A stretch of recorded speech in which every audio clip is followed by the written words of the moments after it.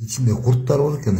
Соц тармакта желдей тараган бул видео коомчулуктун көңүлүн өзүнө бурду. Тасмада сүйлөгөн адамдын айтымында Токмоктогу базарлардын биринен малдын боорун сатып алып, үйүнө келген соң анын курттап кеткендигин көрүп нараазычылыгын билдирген. Жаран эт дүкөндөрдө мындай эттин сатылгандыгына кейип, тиешелүү адистердин көзөмөлгө алуусу керектигин айткан. О эт деген, боорду деген. Токмоктон алганда базарданчы. İçinde kurtlar var eкен.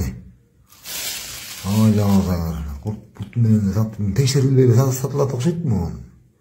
Буга чейин Ош шаарында адал эмес эттер сатылгандыгы айтылып келген. Мындан улам комиссия түзүлүп, каладагы эт сатуучу дүкөндөр текшерүүгө алынган. Текшерүүнүн жүрүшүндө шаардагы 400 кг өлгөн жылкынын эти сатылган фактысы далилденген. Этти саткан касапчыга 15 000 сом айып салынып, шаардык ветеринардык башкармалыгынын жетекчиси кызматтан алынган. Садыков мал союучу жайына алып барып жашырышкандагы ошо жерден 9 декабрь 23 жылдан бул жерде жетекчинин буйругу менен ал жылкы таза ушундай деген справкалар берилген.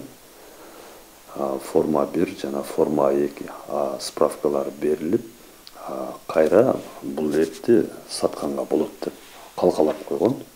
Мурунку жетекчи Сүйүн Абдуллаевдин.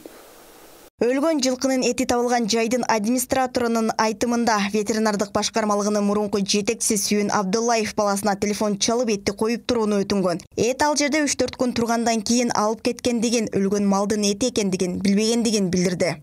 Ретте ошо Улдый жактан, ошо базар жактан ошо көчтү кармап алышкан экен. Эми документи жок, эки малдын көчүн, ошо жылкынын көчүн алып туруп, анан кийин алып келип, ошо биздин ошо касапканага илип койгон, жөн эле тартып илип коюшкан экен. Илип коюшуп, анан өздөрү эшикти буломболоп кетишкен экен. Анан ошо боюнча турдук, келип, анан кийин кайра өздөрү неме кылып алып кетти. Эгеси келип, Султан алып кетти анан көчтү.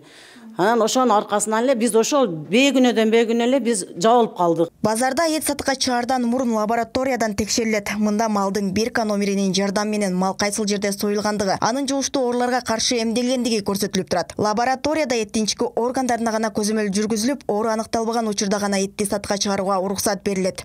Боор этинен фальцилоз же болбосо экинокок оорулары белгилүү болсо, ошо карата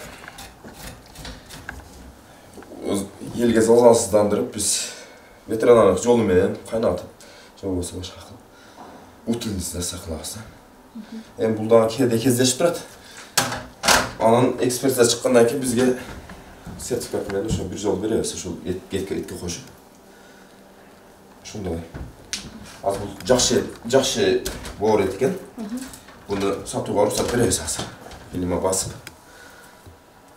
Учурда жылкынын эти союлган цех жабылып, ишмердүүлүгүн токтоткон. Ал эми Ош шаардык прокуратурасы бул иш боюнча кылмыш ишин козгоп, тергөө амалдарын жүргүзүүдө. Буга чейин да өлкөбүздө өлгөн малдын эттери сатылгандыгы анықталган. Алар Каракол, Нарын, Бишкек жана Ош шаарлары. Мындан улам аталган аймактарда мал союучу жайларга тынбай рейдтер уюштурулуп келет.